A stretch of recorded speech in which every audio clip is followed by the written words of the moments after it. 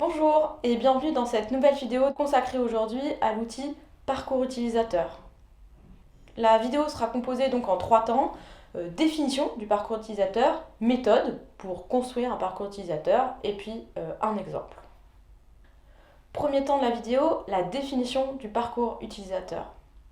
Principalement issu du monde du design de service dans les années 1980, puis adopté par les UX designers, le parcours utilisateur, ou en anglais Customer Journey Map ou Experience Map, est un outil de diagnostic qui permet d'explorer l'expérience actuelle d'un utilisateur. Il cartographie donc les actions ou les étapes qu'un utilisateur doit effectuer afin d'avoir accès à un service, activer un objet ou tout simplement obtenir ce qu'il souhaite ou ce qu'elle souhaite. L'outil permet donc de repérer les points bloquants d'une situation, mais aussi ses qualités du point de vue, encore une fois, des utilisateurs et des utilisatrices. Deuxième temps, la méthode pour établir un parcours utilisateur.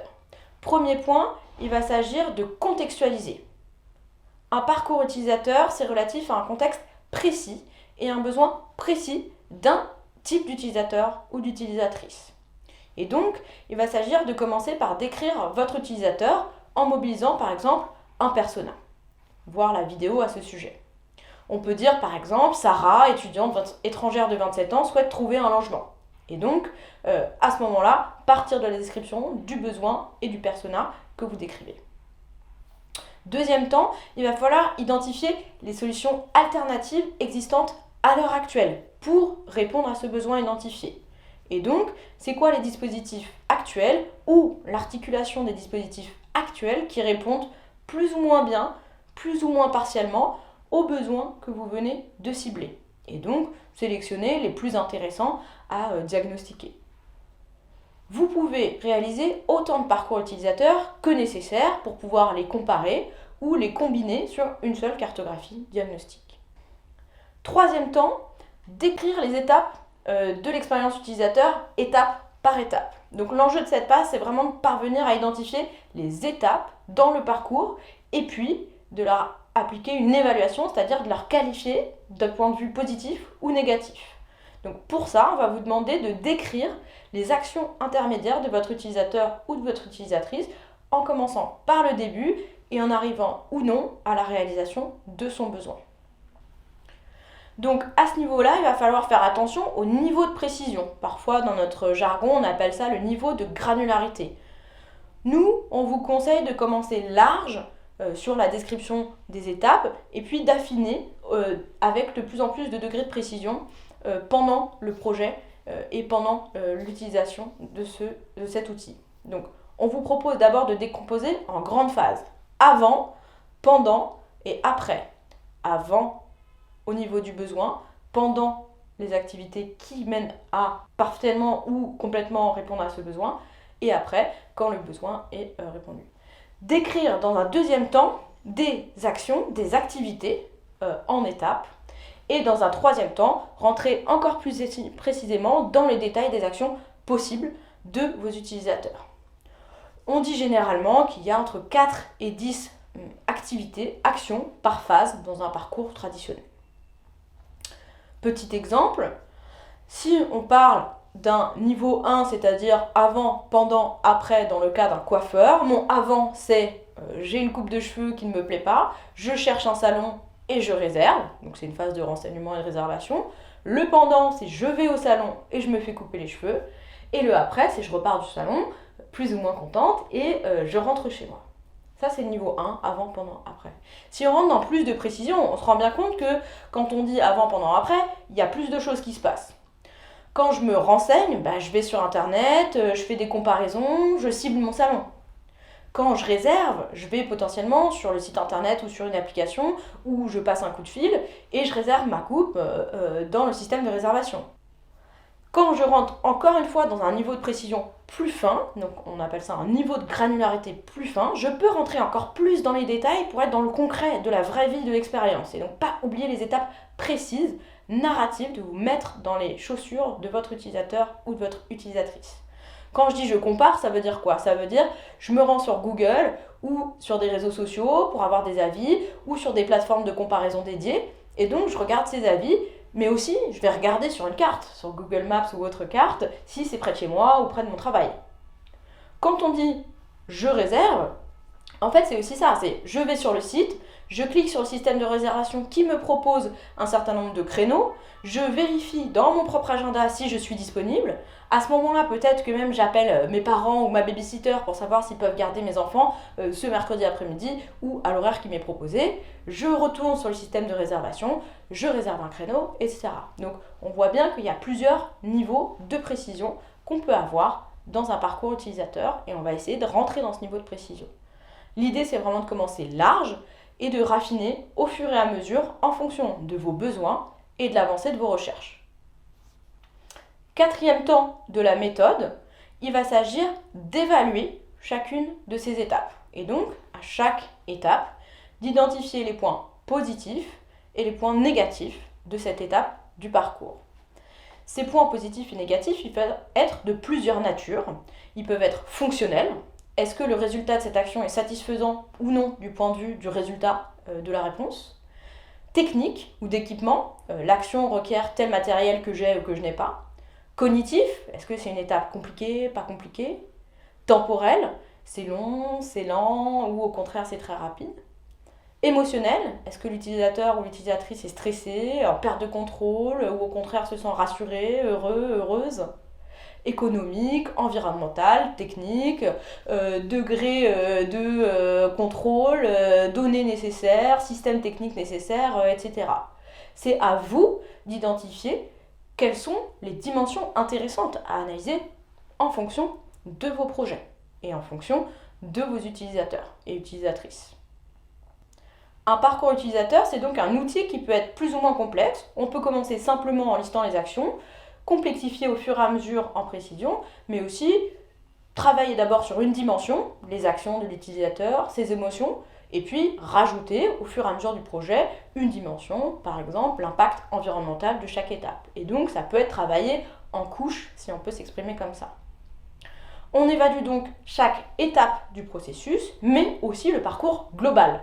Dans quelle mesure le besoin de votre utilisateur ou utilisatrice est-il traité et quelle est l'expérience globale ? Est-ce que c'est long ? Est-ce que c'est compliqué ? Est-ce que c'est satisfaisant ? Est-ce que c'est stressant ? Etc., etc. Alors, pour vous donner un exemple, sur la photo qui s'affiche, vous avez donc un exemple à 4 niveaux d'analyse. Premier niveau, les étapes, les grandes temporalités de l'expérience de votre utilisateur.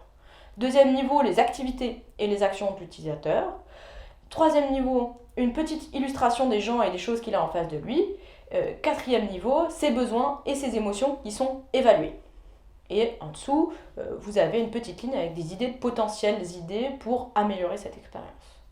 Donc, dans mon exemple ici, donc c'est un cas américain qui est rédigé en anglais, mais qui illustre bien ce qu'on essaye de vous faire faire. Et c'est plutôt bien fait, et c'est pas trop compliqué, donc ça va être intéressant pour décortiquer un peu ce qu'on essaie de vous expliquer. Le point de départ, donc c'est la photo avec les deux personnes en chemise, là.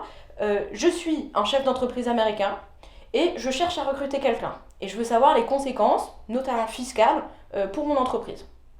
Donc à ce moment-là, du point de vue émotionnel, je suis super excitée de la croissance de mon entreprise, mais en même temps, je suis stressée. Je suis anxieux des implications fiscales, je ne comprends pas bien où est-ce que je vais avec ça. À ce moment-là, je cherche Google, sur mon mobile, et je tape taxe recrutement entreprise. Donc là, j'ai vraiment l'espoir de trouver l'information que je cherche de façon simple, que je comprenne et que je puisse l'appliquer dans mon entreprise.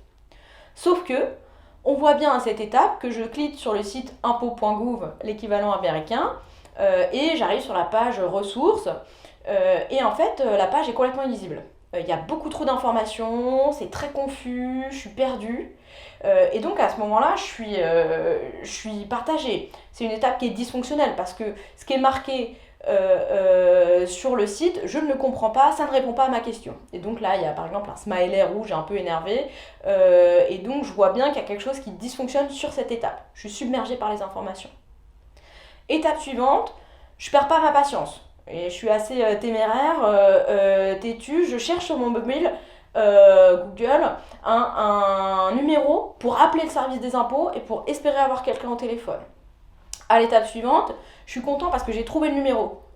Et du coup, je me suis tapée d'aller regarder toute la liste des répertoires, des numéros verts trouvés sur l'équivalent gouv.fr américain. Et donc l'étape suivante, c'est que j'appelle ce numéro. Sauf que je suis extrêmement frustrée parce que j'attends des heures. J'attends des heures au téléphone et je raccroche. J'ai personne au bout du fil. Et donc, je suis à une étape où non seulement mon besoin n'est pas rempli, mais en plus je suis extrêmement frustrée du point de vue de mon expérience. Je lâche pas l'affaire, je rappelle et j'ai toujours personne. Donc, à cette étape, je suis très frustrée. Je suis en colère, j'ai pas réussi à avoir quelqu'un au téléphone et j'ai pas la réponse à ma question. On voit donc bien ici qu'on est dans un parcours qui fonctionne pas. Le résultat du parcours global ne répond pas à mon besoin. L'expérience en elle-même, elle est désagréable, elle est compliquée, elle est stressante et elle n'est pas fonctionnelle. Et donc, à chacun, au-delà de l'expérience globale que je viens d'évaluer, je vois bien qu'il y a des étapes qui sont précisément dysfonctionnelles et sur lesquelles potentiellement je pourrais agir, qui est donc la ligne du bas avec les opportunités d'amélioration. C'est donc un outil diagnostique qui nous permet de comprendre ce qui fonctionne et ce qui ne fonctionne pas et potentiellement les étapes à améliorer. On peut donc améliorer certains points de l'expérience, par exemple améliorer l'équivalent du site ImpoGouv américain pour le rendre plus lisible et plus compréhensible, ou améliorer la mise en lien avec une personne en développant plus de lignes téléphoniques, ou en développant un système de prise de rendez-vous, ou en développant un bot, un chatbot ou un chat. Ou bien, on peut proposer une expérience complètement différente pour justement éviter à notre utilisateur ce parcours pénible. Par exemple, un service complètement différent de mutualisation de conseils fiscaux pour des petites entreprises dans un quartier, par exemple une application je veux recruter qui prendrait en charge tous les aspects d'un recrutement du point de vue légal, fiscal et peut-être potentiellement RH, par exemple une formation à destination des chefs d'entreprise quel que soit le secteur, etc. et qui donc viendrait proposer radicalement une expérience complètement nouvelle pour répondre aux mêmes besoins qui est je recherche à recruter quelqu'un et je veux comprendre comment ça va se passer pour mon entreprise. Dans le cas du parcours utilisateur de votre projet, on n'attend pas de formalisme spécifique, c'est-à-dire qu'on ne va pas vous demander que ça soit forcément organisé sous forme de flèches, on ne va pas vous demander que ça soit organisé spécifiquement avec des photos ou avec des dessins. Vous pouvez avoir des modes qui sont des modes circulaires, qui notamment impliquent le fait qu'il y ait souvent donc un cycle. Ça peut être des modes illustrés, avec des photos que vous auriez pris peut-être sur vos terrains.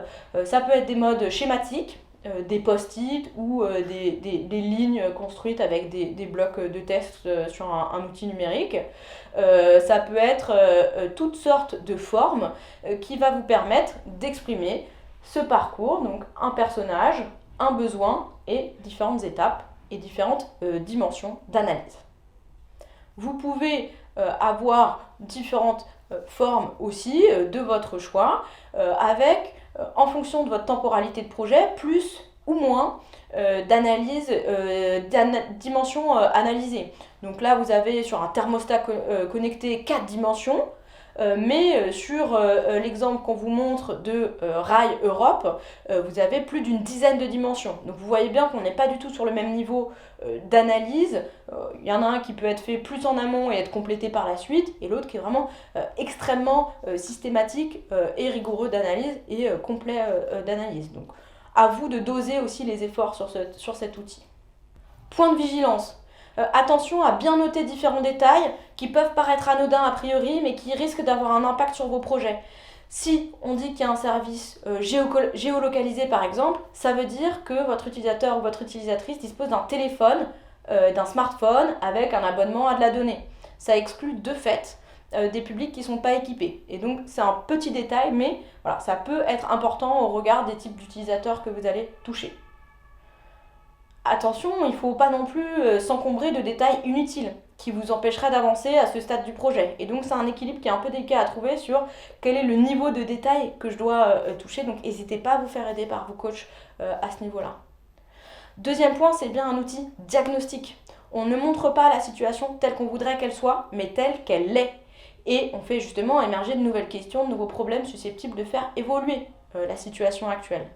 Et donc, troisième point, c'est un outil qui se construit sur des connaissances et pas des représentations que vous auriez ou que vos commanditaires auraient. Et donc c'est des connaissances qui sont issues de vos recherches, lectures, documentaires, scientifiques, entretiens, observations. Vous devez être en mesure de justifier, quand vous présentez un parcours utilisateur, comment vous l'avez obtenu.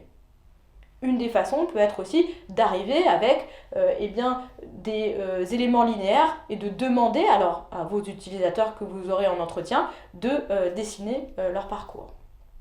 Donc, on vient de voir ici un outil qui va vous permettre de mettre en forme vos recherches de terrain et documentaires, de les synthétiser dans cet outil qui permet donc de raconter l'expérience d'un utilisateur depuis son point de vue. Évidemment, si vous avez des questions, n'hésitez pas à solliciter donc vos coachs, qui vont être un précieux secours à ce moment-là, à vous connecter à l'une des séances de questions-réponses, en ligne au milieu des phases à peu près, ou à nous contacter par mail. L'ensemble des ressources, des citations et des liens sont inclus évidemment dans la description, et à bientôt pour une prochaine vidéo.